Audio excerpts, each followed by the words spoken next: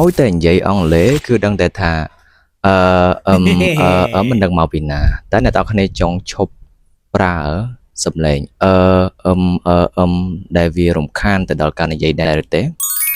សាកប្រើរូបមន្ត pause ដើម្បីកាត់បន្ថយសំឡេងទាំងអស់នោះ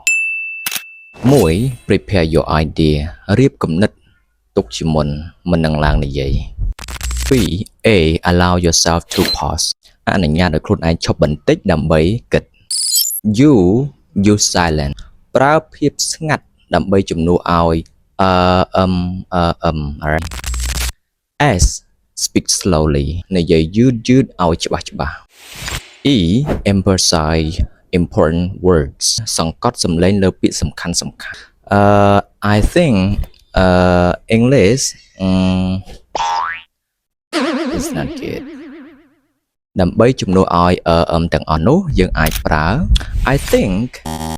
English is very important